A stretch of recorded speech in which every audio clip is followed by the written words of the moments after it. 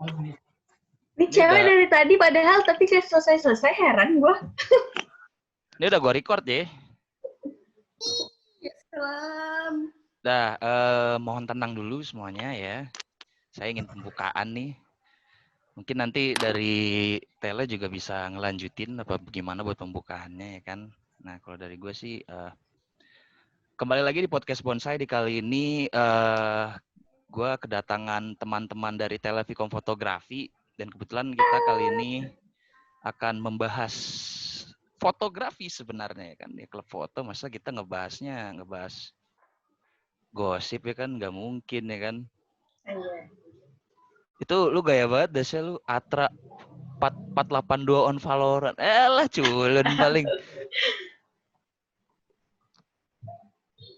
Dan nih dari anak-anak tele nggak ada yang mau pembukaan gitu. Hai teman-teman, dadah. Tadi gue udah hi loh padahal. Hai guys. Udah hai. Teman-teman. Iya, semuanya. Elvira masih di mute Elvira itu. tuh masih stay on sama rambut. Ini udah direkam loh. Kak, lu nggak pakai hijab sih, Kak? Gue juga bingung. Ini udah mulai, El. Wah, gila. Gue dari tadi nungguin dia. Tapi nggak keluar-keluar. Itu unmute dulu kali. Nah, jadi kita itu di sini berkumpul karena kemarin ada foto dari karya Joshua Irwandi. Dia itu adalah salah satu jurnalis National Geographic yang diberikan assignment untuk mengcover Ini COVID-19 ini. COVID.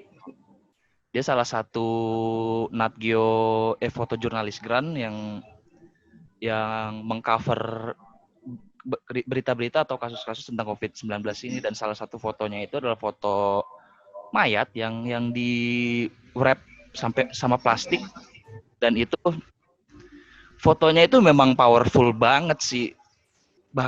Bahkan sampai bikin seorang influencer nih mencurigai foto ini bahwa foto ini adalah settingan kayak gitu.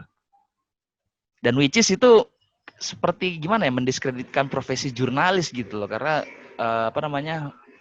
Joshua Irwandi foto kayak gitu, dan itu adalah seorang jurnalis. Dimana kalau jurnalis itu nggak ada istilah settingan sih, tapi ya dia hanya mengabarkan apa yang ada di situ gitu loh. Ya, beginilah keadaan kalau misalnya kalian itu meninggal di saat pandemi kayak gitu.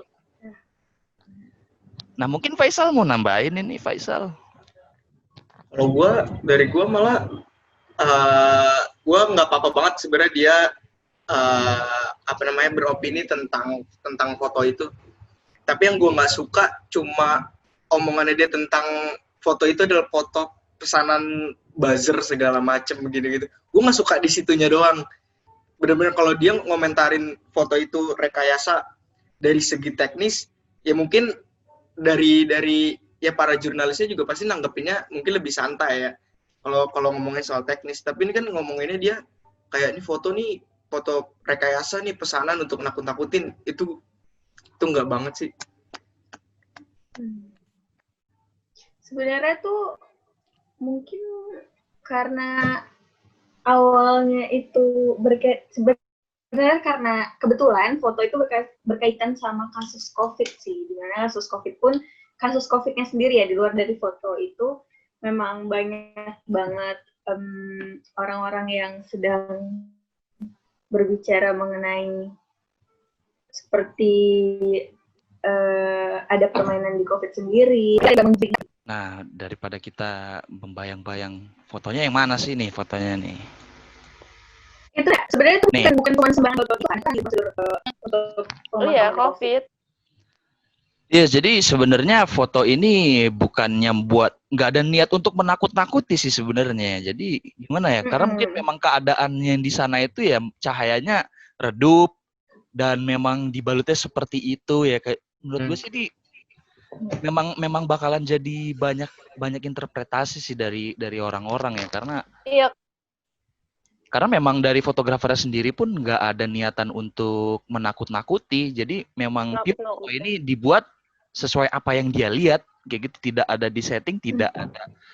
Nah, di setting ini dalam tanda kutip itu adalah si fotografer ini tidak mengeset keadaan yang ada di sini gitu loh. Di luar dari itu, mungkin dia tidak tahu gitu loh. Entah ini disetting, entah ini enggak, kita nggak tahu. Cuma si fotografer tidak ada niatan untuk sampai mayatnya dibalut setebal ini tuh nggak ada sama sekali. Jadi dia memang cuma menggambarkan bagaimana ya mayat itu ditangani apabila dia meninggal di pandemi saat ini kayak gitu. Jadi memang nggak ada di setting dari si fotografernya kayak gitu. Iya, makanya tadi kan gue juga bilang itu sebenarnya kan karena ngikutin prosedur juga. Prosedur yang seharusnya kan memang kalau orang yang terjangkit COVID harus seperti itu proses penguburannya. Ya, Terus kalau menurut ini nggak sih Kak, karena juga kayak sekarang kan media sosial tuh bisa diakses banyak orang kan. Jadi sehingga kayak banyak orang awam yang main apa ya? Karena dia nggak mengerti apa itu misalnya jurnalis atau yang lain-lainnya, jadi sehingga dia cuma ngeliat fotonya, ya ini kayak nakut-nakutin gitu loh. Karena mereka belum punya pemikiran seperti itu gitu. Gue boleh nambahin nggak? aja.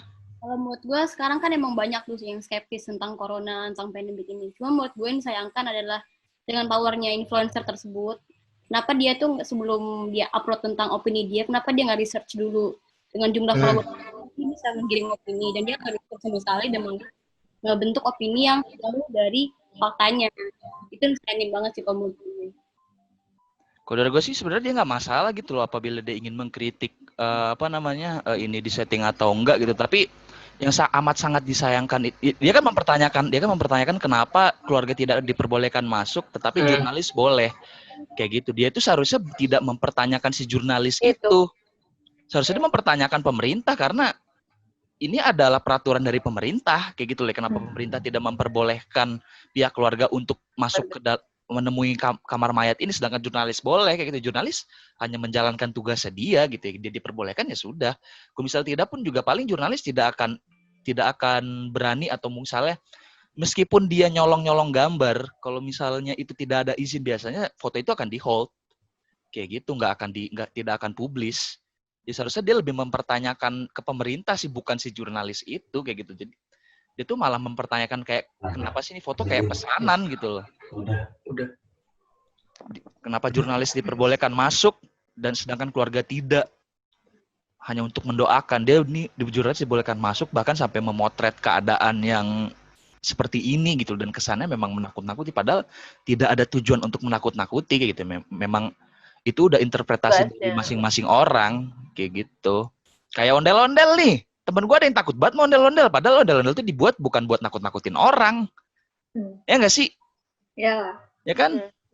Ya memang nggak dibuat untuk nakut-nakutin. Tapi dia memang kebetulan dia yang takut aja ya kan. Kalau misalnya orang takut akan foto ini ya itu haknya dia. Tapi jangan dibilang ini nakut-nakutin orang. Itu menurut gue adalah narasi yang gimana ya, yang menyesatkan sih menurut gua gitu loh. Kayak gitu.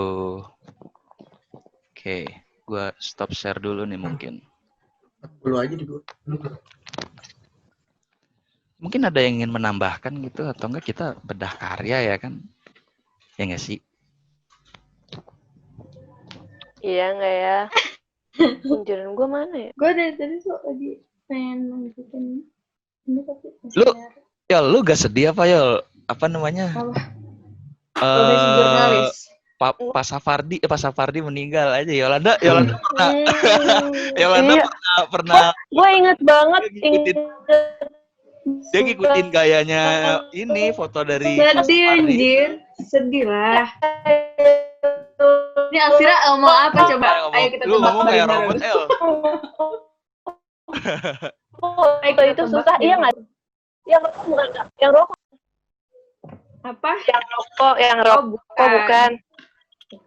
Yang mana sih? Yang lu di kamar gelap tapi kan? Itu yang rokok. Yang rokok itu siapa ya? Ini ya si Pram ya? Pram ya? Pram. Ini Yolanda sedih orangnya. Lah. Yolanda orangnya puitis banget soalnya nih.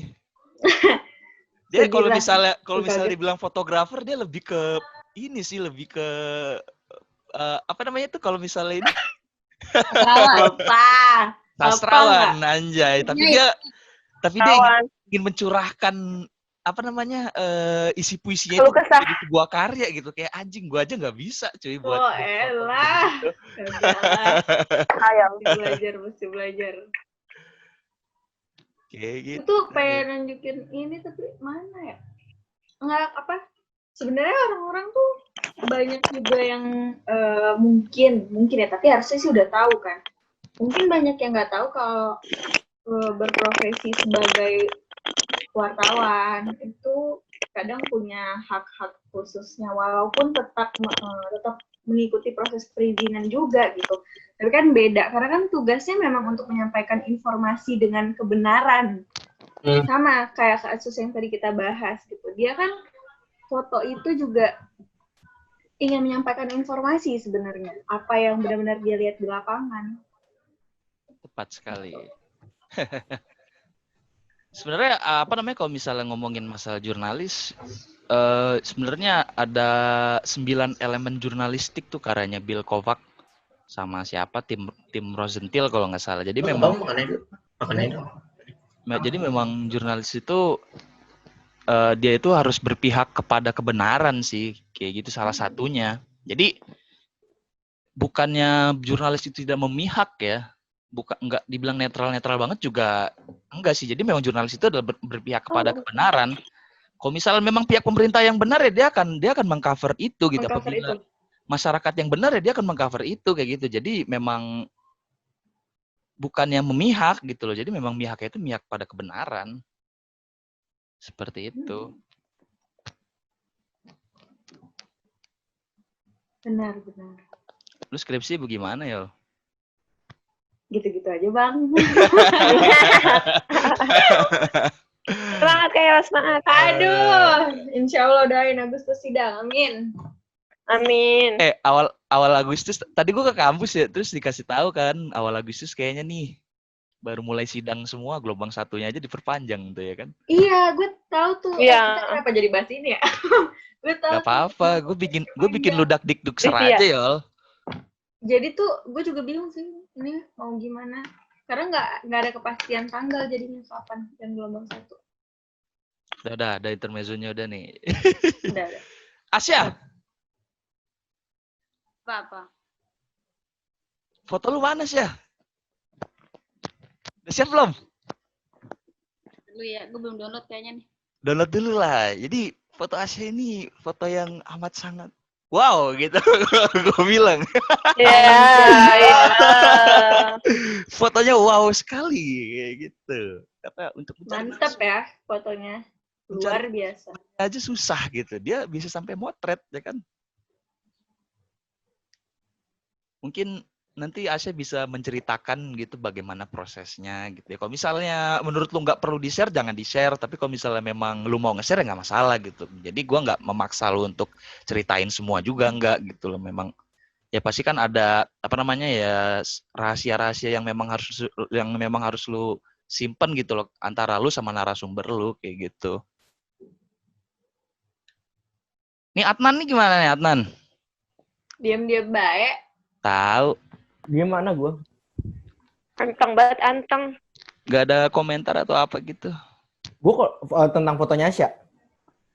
Tentang apapun, gue sih bebas. Kalau yang gue sih fotonya Asya pertama kali gue lihat tuh yang kerudung yang begini tuh, itu film sih. Itu film banget. Kalau gue ngeliat ya, mata gue langsung kayak anjing ini film banget nih foto. Mana Syah fotonya Syah? Tunjukkan. Oh, tadi Asya.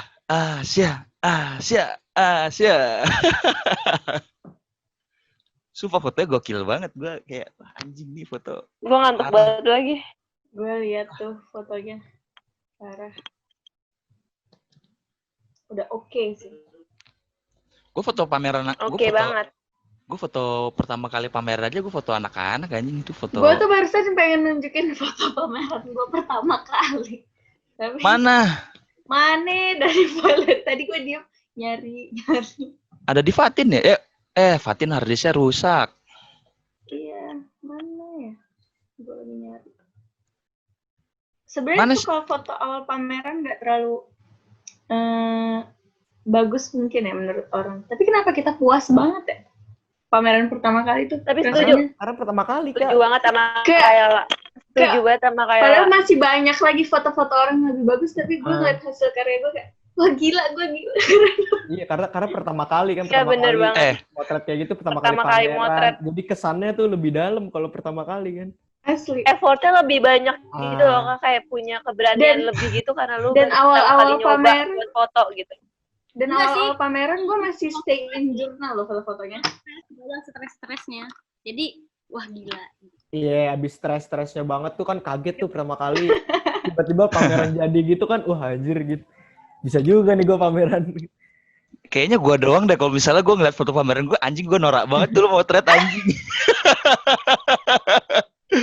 Sumpah, gue setelah ngikut pendidikan di tele ya, gue apa namanya? Gue kebetulan anak televisi fotografi juga nih untuk para pendengar yang baru nonton lah ibaratnya. Mantan ketua cuy. Alas speak itu. Gila. Gila. Tapi sumpah gue setelah gue kelar pendidikan di tele, terus gue kilas balik gitu foto pameran angkatan gue, terus foto-foto gue sebelum pameran angkatan gue, kayak anjing, foto gue norak semua, brengsek, kagak ada yang keren. Karena udah Apalagi sekarang lo salah. Apalagi gue, Kak, jangan ditanya, hancur. Kayak apa namanya? Perjuangan gue sama Kayola. Silahkan Foto ya, ada ini. saksinya Kayola, kehidupan gue. I have a dream gue. Kayola. Ini apa I namanya? love you. Cap kamera ini nih DSLR nih, di foto gini, ininya fokus belakangnya ngeblur tuh udah kayak keren banget dulu, zaman dulu brengsek. Sekarang kayak norak tai. Ya bener. Bikin foto freezing aja tuh seneng banget gak sih? Foto freezing dilempar terus nge-steal. apaan sih, kampungan Gue banget gue. Kalau gue yang penting Wah, belakangnya, banget itu. yang penting belakangnya ngeblur cuy. Kayak udah nih gue fokus belakangnya. Bokeh gitu ya. Gitu kayak anjing. Gue udah kayak pro nih, padahal gue masih kampungan. Terus semenjak masuk fotografi, teman-teman nganggap gue bener-bener kayak foto pro banget gitu. Setiap foto ya kayak gue yang suruh fotoin. Banyak. Asya, lu tahu Padahal doang. mah Foto lu sebenarnya mana? aja. Udah ya, Ini Sya. kan kalau Udah. kamera Share screen dong nih, gue izinin nih. Udah gue izinin kan ya? Udah tuh. Share screen dong. Gue sih foto-foto gue mungkin nanti dari Instagram aja kali ya, karena foto-foto gue rata-rata Masih ada nggak ya dihapus. foto yang di Instagram tuh kan? Lu di laptop yang banget. ya agak susah di ini ya tuh. Ayo dong. Ini coba gue share screen. Sesuai alur sih ya, saya kayak biasa. Gue lupa alurnya jujur. Hah? Gue lupa alurnya jujur. Jujur. Gimana sih caranya, anjir gue langsung ikut.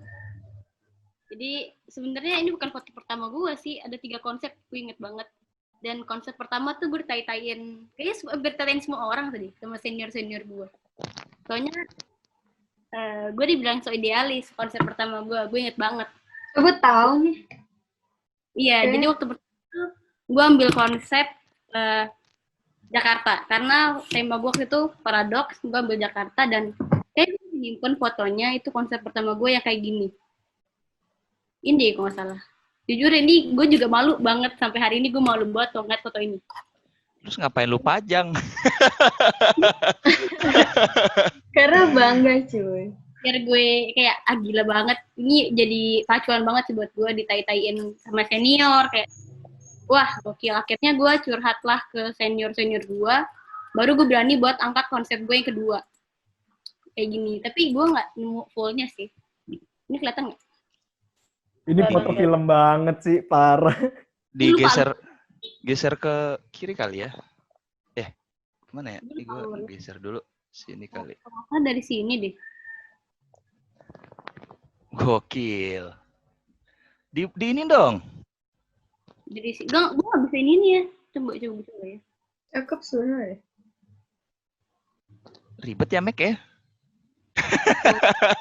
Ntar Mac lovers tiba-tiba nyerang gini nih.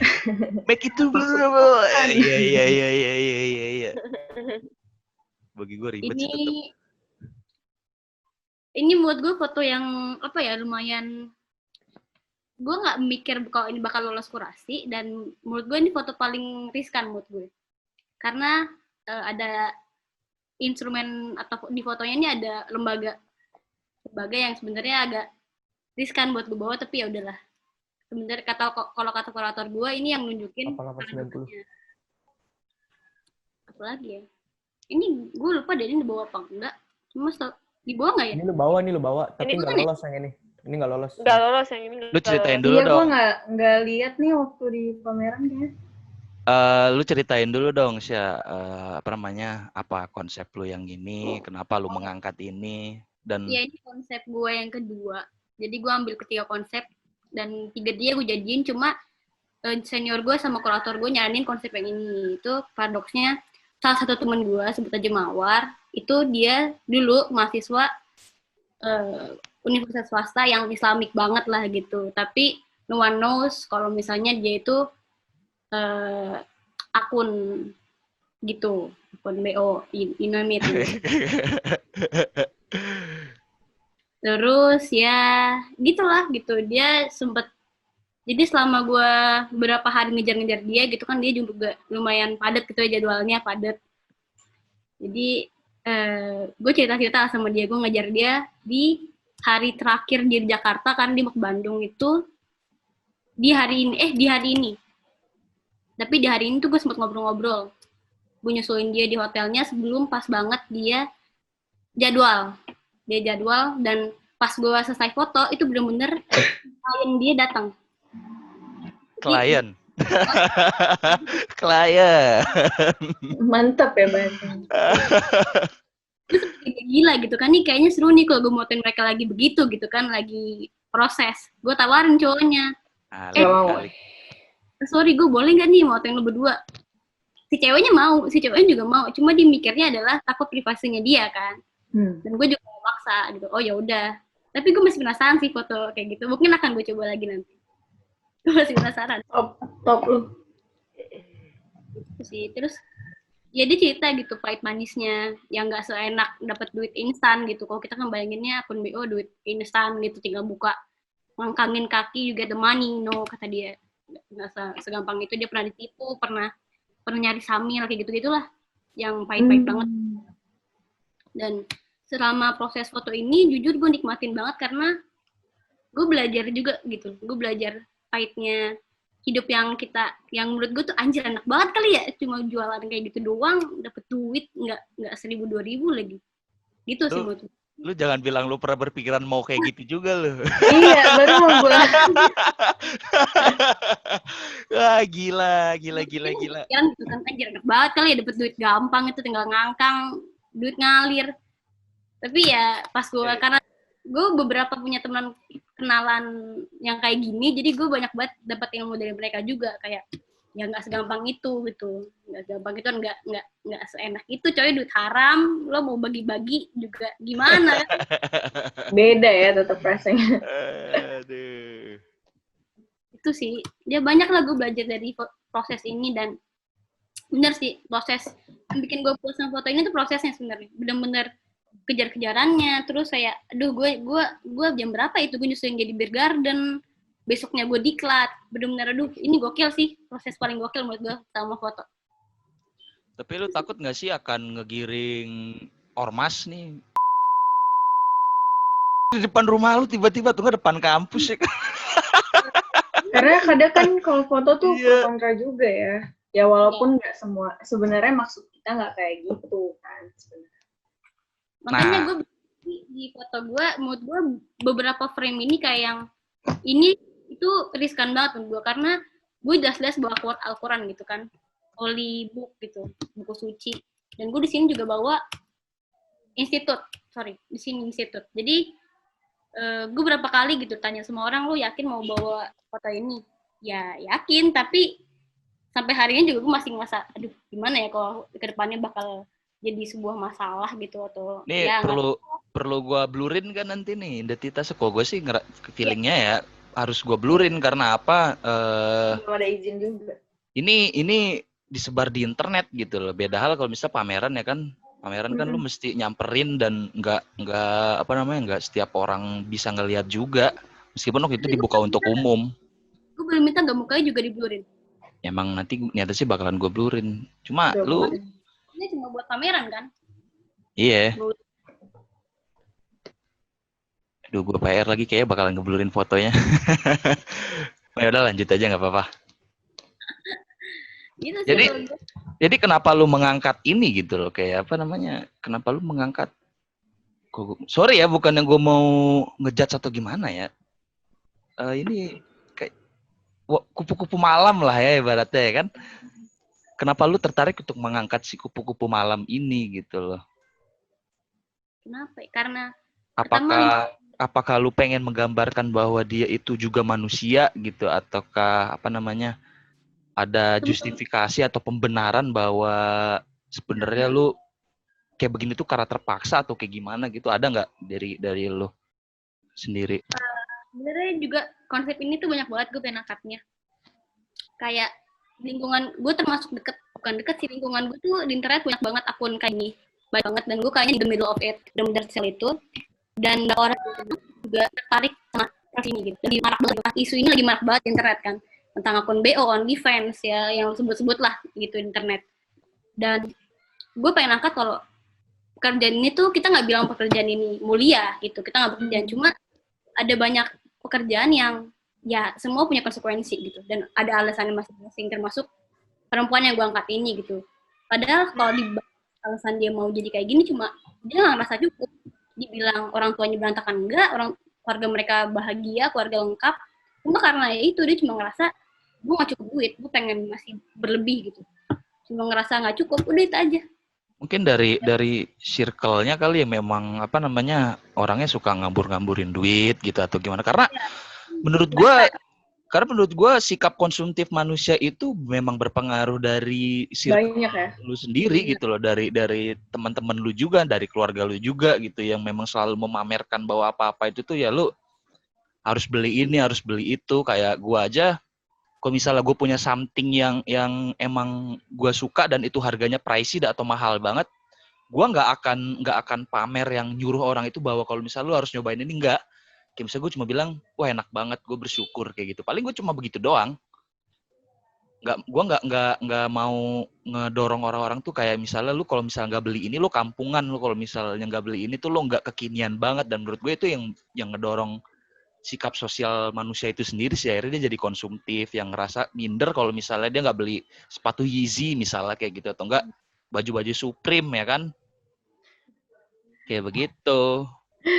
Supreme gitu. Ya nggak sih, ngerasa nggak sih lu kayak gitu? Supreme. Supreme cuy.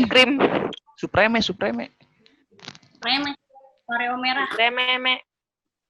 Ya yang lain mungkin kalau misalnya mau nambahin pendapat tinggal ngobrol aja. Tinggal langsung. Faisal mungkin ada ini, Sal. Enggak, gue dari pertama kali foto dikurasiin pun sebelum diselar suara gue udah suka banget. Karena itu gue ngeliatnya film. Gue ngeliatnya tuh fotonya dia semuanya film. Jadi menurut gue kayak pas gue ngeliat tuh, anjing nih foto kok keren. Pokoknya dua frame yang kerudung sama yang dia megang Al-Quran ini, itu tuh udah keren banget menurut gue. Jadi gue bingung juga kadang mau ngomentarin apa. Anjay. Kalau dari apa namanya, narasumber lu ini, subjek foto lu ini, ada nggak sih dia kepikiran buat kayak misalnya gue mesti berhenti nih, gue nggak mesti gue kayaknya nggak bisa gue gini terus gitu, ada nggak niatan seperti itu dari Belakangan dia berhenti, ya akhirnya kerjaan yang lebih pekerjaan gitu. Oke, jadi dia tapi masih kah atau memang dia full berhenti kah? Kalau masih atau itu gue nggak paham ya, cuma setahu gue dia udah mengurangi mungkin, dan udah punya professional work gitu. Dia udah benar-benar kerja di satu bar ataupun Yang tapi nggak ini ya, nggak apa namanya, bukan maksiat sih. bukan sih. Intinya bukan perzinahan lah ya. Sebenarnya ya kalau masalah itu kan personal masing-masing ya kan. Gue juga sebenarnya mau komentar apa juga ya urusan agamanya dia, ya urusan dia sama Tuhannya gitu ya. Kita sebagai kalau misalnya temen ya hanya mengingatkan gitu ya. Lu nggak bisa begini terus cuy. Berhak.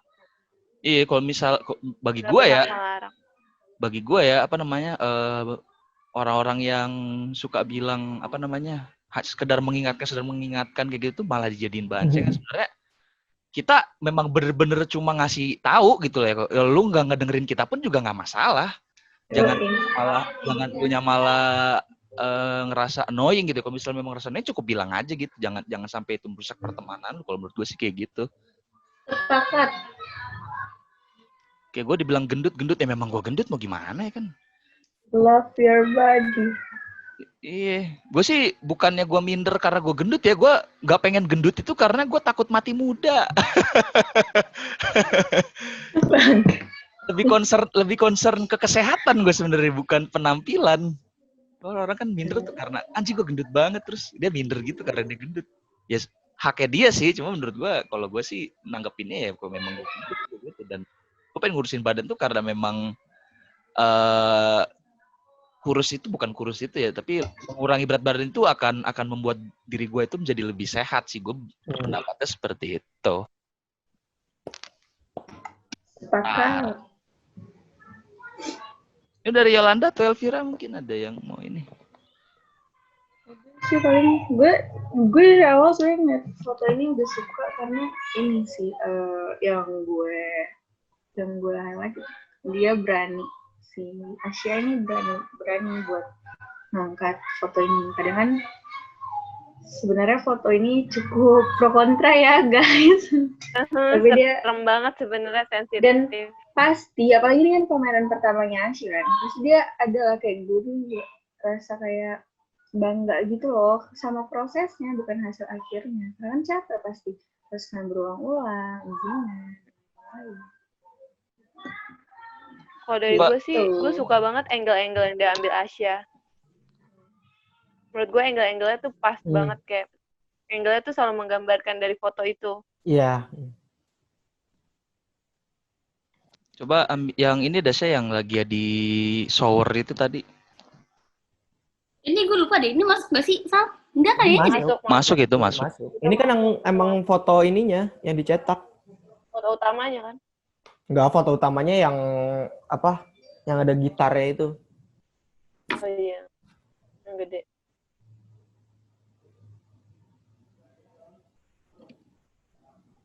Nah, di sini kita bisa melihat nih bahwa foto itu sebenarnya multidimensional gitu, banyak dimensi. Nggak melulu itu foto yang fokus dan terang itu tuh akan menjadi sebuah foto yang bagus gitu, nggak juga. Ini fotonya ngeblur. Terus ada kelihatan bayang-bayang wanita kayak begitu ya kan. Untung dia nggak putih warnanya. Kalau putih dia kayak hantu. Kalau cahayanya foto penampakan jadinya. Kalau misalnya cahayanya putih menurut gua akan jadi seperti penampakan hantu cuy. Iya benar. Bukan penampakan wanita seperti ini gitu loh. Ini setahu gue juga jadi pro kontra banget deh buat naikin. Setahu gue ini sempat nggak naik, sempat ada. Enggak, yang nggak naik tuh yang dari samping, apa siluetnya tuh dari samping sini. Iya. Gue banyak frame di foto ini yang pertamanya nyaris semuanya nggak diangkat, nggak dikeluarin. Cuma Kang Denis ya, udah keluarin aja yang ini, tapi yang dari samping tuh yang aman. Ya, yang aman tuh udah parah banget. Gue nggak berani juga angkat. Seru kali ya kalau ada kamu.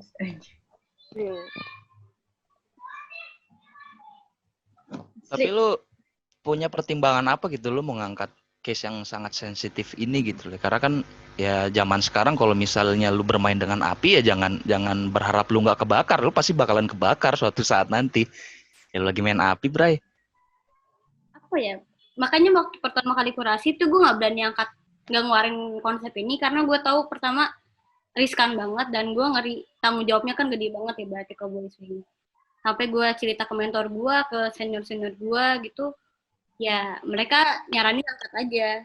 Sampai di kurasi itu gue bawa 2 konsep karena gue juga takut banget ini konsep malah jadi kontra.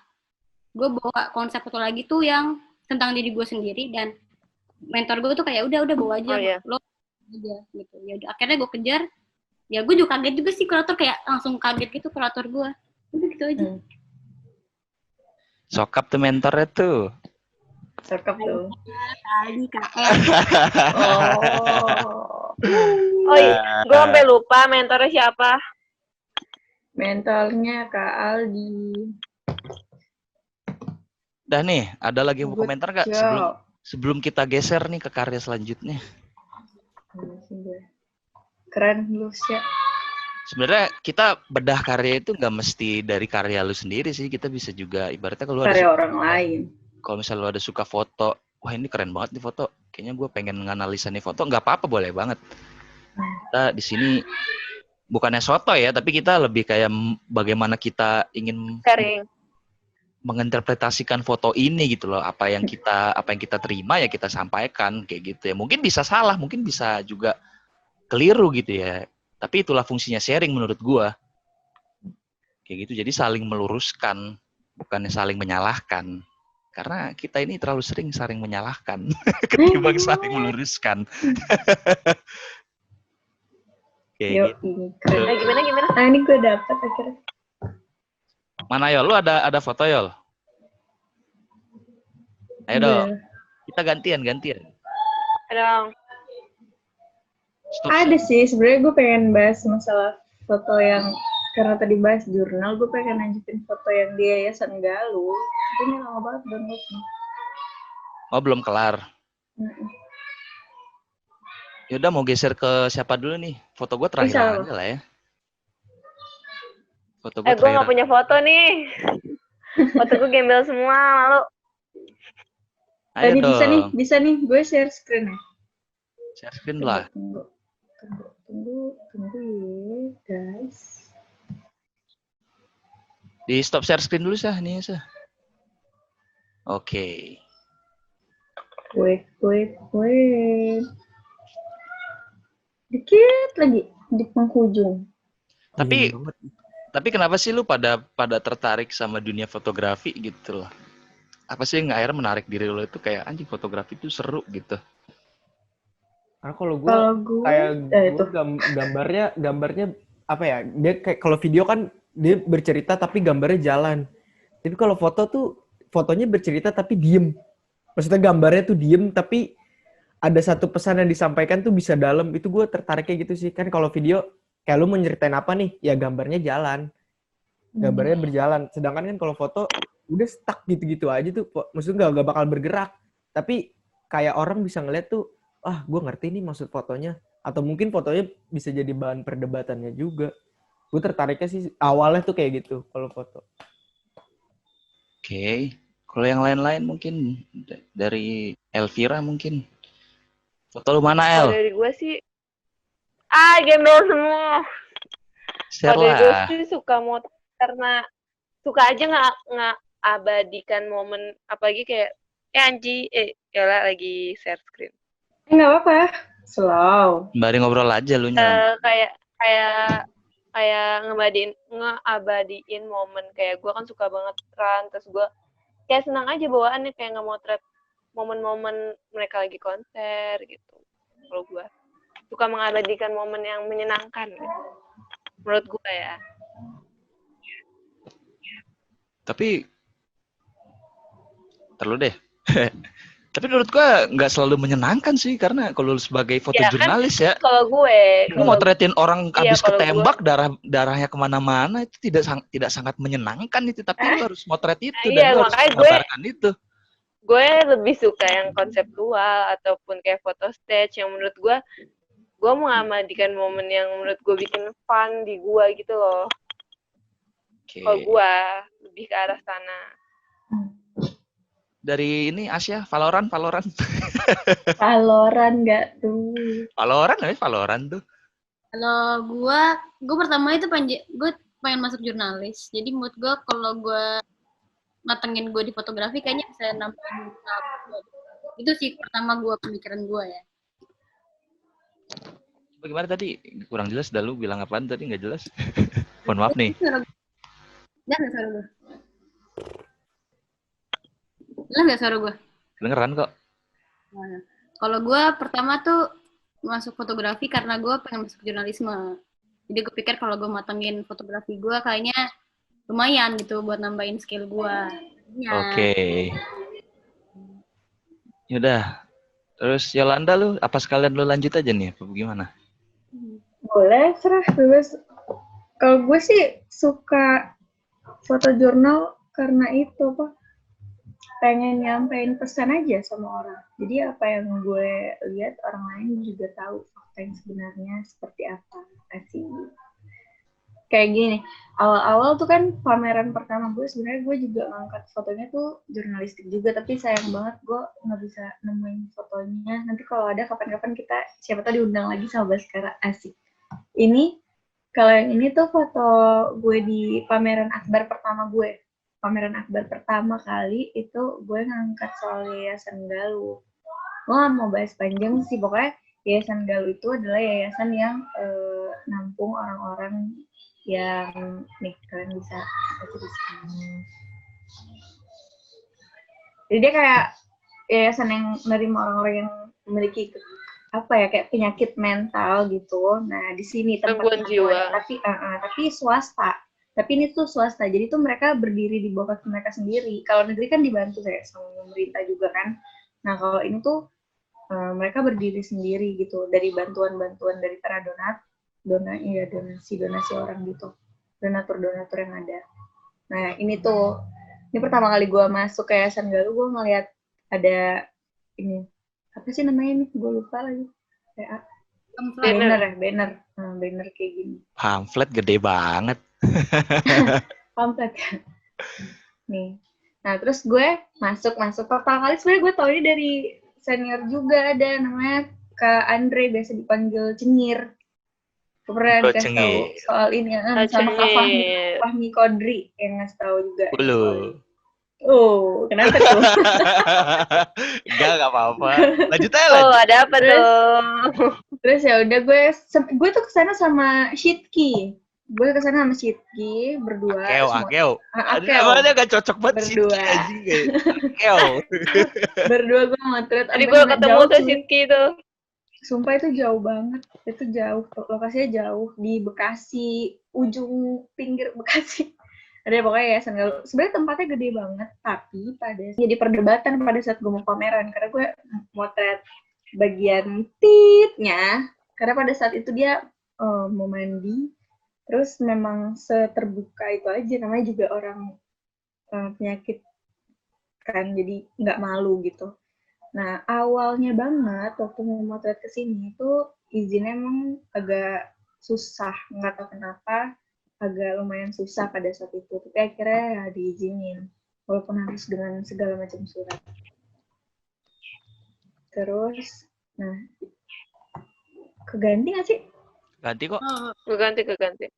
Ini tuh yang ini tuh jadi bapak ini, dia udah sekitar ada pada saat itu ya, gue motret tuh di 2016 atau 17 ya berarti ya. 17. Di situ tuh gue inget banget dia karena gue tertarik sama dia. Nah dia ini udah sekitar pada saat itu 12 tahun katanya dia Yayasan Galuh. Nah lu bayangin udah berapa lama tuh. Jadi dia ini suka halusinasi cuy. Jadi kalau lo perhatiin ya, ini tuh bukan rokok yang dibakar, itu kertas digulung-gulung, habis itu dibakar. Karena dia kayak pengen banget ngerokok gitu loh. Tapi emang kalau di sana, kalau emang pun ada yang, maaf, orang dengan mental yang terganggu gitu, ngerokok dibolehin? Pada saat itu sih boleh ya. Sekarang nggak tahu deh. Pada saat itu boleh. Cuman memang dibatasin gitu loh. Jadi kalau di sana tuh katanya ada tahap per tahap. Untuk proses penyembuhannya nggak bisa kita langsung melarang orang, misalkan dia mau disuruh berhenti ngerokok, nggak bisa langsung enggak gitu, pasti 1 hari dikasih 1 gitu. Nah terus ini foto juga sempat sering ditanyain juga sama orang-orang yang lihat, soalnya kan jadi di sana itu ternyata ada satu ruangan yang selnya besar, nanti gue tunjukin juga. Nah ini tuh dia di sel besar. Ini di sel besar yang gabung sama banyak orang. Sedangkan foto yang ini sama yang ini, yaitu dia ini kan kelihatan kan itu selnya kecil kan ruangannya. Lihat yang orang belakang tuh. Nah itu cuma muatan 2 orang sampai 3 orang karena di sana tuh ada tahap-tahapnya. Jadi mereka ini yang sel cuma 3 orang yang masih parah-parahnya gitu, yang masih mau menyakiti satu sama lain gitu. kadang mereka ada yang berdarah-darah juga kayak gitu kan, suka tiba-tiba ngegigit, makanya dipisah untuk penyembuhannya nggak bisa digabung sama yang udah mau sembuh yang di foto pertama gue tunjukin gitu. Terus nah ini dia contoh ruangan yang gue bilang ruangan isolasi sih, kita di sana nyebutnya ruangan isolasi. Nah, ada 4 ruangan kayak deh, ruangan isolasi itu kayak gini. Jadi dia mau minum tuh langsung ambil di tangkinya sendiri gitu, diisiin. Terus ya udah mereka kayak di situ aja gitu, nggak kemana-mana karena memang kalau misalnya digabung sama sel yang besar sama teman-teman yang lain itu mereka suka gitu kayak gigit tiba-tiba, ngelukain apa. Nah ini tuh penjaganya juga. Jadi mereka kadang kalau sore mau keliling ngecekin apa ada yang berantem atau enggak. Nah, sedangkan orang-orang yang di sel yang besar tadi, itu kalau udah sembuh mereka bisa jadi apa ya, kayak bantu-bantu di yayasan itu gitu loh, nyapu. Karena kan yayasan itu belum gede banget gitu kan. Jadi mereka bantu-bantu kayak nyapu atau ngepel atau bersihin apa gitu yang udah memang di taraf lumayan bisa diajak komunikasi. Jadi tuh kalau pengurus yayasannya juga sekalinya masak buat mereka tuh yang seabrek-abrek banyak. Sempet sih yayasan ini sempet katanya kekurangan dana pada saat gua tanya-tanya. Sempet yang ya kita kan nggak bisa ngarepin donatur satu, jadi sempet ada masa-masa uang kurang, tapi mereka tetap fight gitu loh apapun. Jadi makannya cuma pakai nasi sama telur atau nasi sama tahu juga emang makan. Nah ini dia sel yang rame-rame. Kalau dia yang udah meninggal gitu Kak? Iya, yang nggak melukai aja pokoknya, yang nggak akan melukai orang. Nah ini jadi setiap mereka mau makan, orang yang ada di dalam sel yang keseluruhan ya, bukan yang sel isolasi. Nah mereka tuh boleh keluar di sana setiap jam makan. Jadi mereka baris panjang dan ada ruangan makannya juga untuk mereka. Jadi mereka makan bukan di dalam sel sembarangan gitu. Ada khusus tempat untuk ruangan makannya juga. Nah ini contohnya nih, ibu yang ini nih, dia tuh katanya tuh berhalusinasi menjadi kayak apa sih kalau cowok di Kristen pendeta, kalau cewek apa sih? Biarawati. Iya gitulah, jadi dia kayak suka nyanyi sendiri gitu, tapi dia lucu dan baik. Dan yang ini nih, gue magang di SCTV berarti tahun lalu ke tahun ini ya. Orang-orang di sini ada yang masih ada sampai sekarang. Kemarin tuh gue sempat kesana lagi waktu gue baru-baru ini magang, gue sempat kesana lagi dan gue nemuin orang-orang yang masih sama. Jadi tuh sebenarnya di sini campuran, jadi ada orang yang memang gangguan jiwa, tapi dia hilang gitu dari rumahnya. Mungkin dia keluar dan dia nggak tahu tempat pulang lagi, akhirnya dia ditampung di sini. Nah, kemudian kalau ada orang-orang kayak media yang mengangkat soal Yayasan Galuh ini dan ternyata ngelihat si orang ini, keluarga bisa ngejemput gitu. Terus ini nih, jadi mereka muter gitu, ngambil makanannya sama minumannya rapi gitu, berurut dikasih makan. Nah, orang ini yang ngasih dia makan ini pun tadinya adalah orang gangguan jiwa, tapi udah sehat. Jadi dia ikut bantu-bantu yayasan itu. Nah, di sini ada tempat wudhu buat mereka sholat juga yang udah mulai waras, mereka bisa beribadah. Ini yang gue bilang, ruangan makannya tuh kayak gini. Jadi mereka makan nggak yang sembarangan gitu loh. Jadi mereka makan tetap ada tempatnya sendiri rapi gitu. Nanti mereka selesai makan bersihin lagi semuanya, harus balik kayak semula. Ya mereka kayak di-treat jadi anak-anak gitu, tapi biar mereka sembuh juga sih kayaknya. Nah, ruangannya itu besar, ruangan makannya, tempat makannya itu besar. Nah, tempat makannya ini juga sekalian buat tempat kayak ada seminar apa, mereka ngikutin pelatihan apa di sini.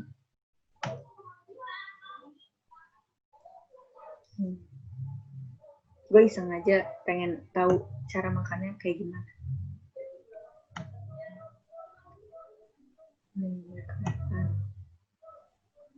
Nah ini yang gue bilang tadi, yang apa sih, biarawati ya, apa-apa sih. Dia selalu kayak gitu pokoknya posenya.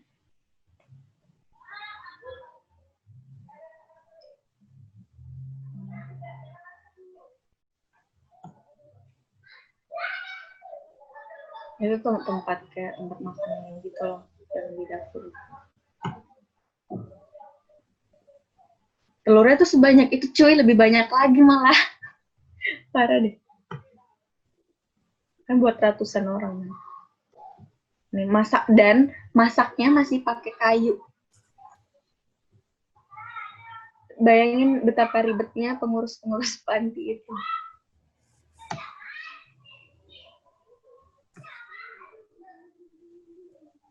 Ya dia nggak pakai kayu juga. Ini telur kan? Iya telur. Udah. Ini foto-foto mereka. Ini pedomannya mereka tuh di sana tuh sabar, jujur, dan bijaksana. Kalau dari lu sendiri sebenarnya apa sih yang ingin lu sampaikan gitu loh dari karya lu ini? Yang pertama, emang yang gue sampaikan tuh bersyukur sama hidupku sekarang. Yang kedua, gue pengen sebenarnya tuh di balik itu gue pengen nunjukin bahwa adanya keberadaan Yayasan Galuh ini biar orang lain tahu, dan tujuannya dengan harapan semoga masih ada gitu loh donatur-donatur yang mau ngebantu buat yayasan ini.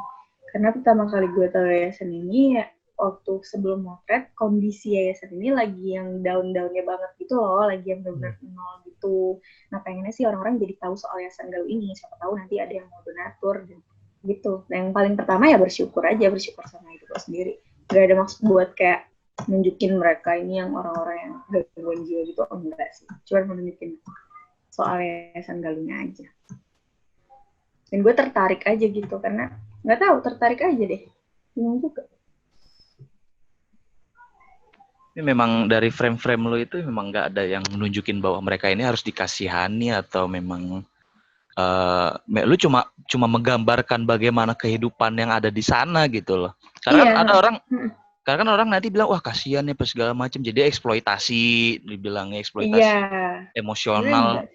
Sebenarnya lu nggak ada niatan untuk seperti itu kan, kayak lu cuma ngasih tahu aja nih bahwa keadaan yang di sana tuh seperti ini gitu, dan lu juga nggak nunjukin bahwa lu harus kasihanin nih orang, sebenarnya enggak kan?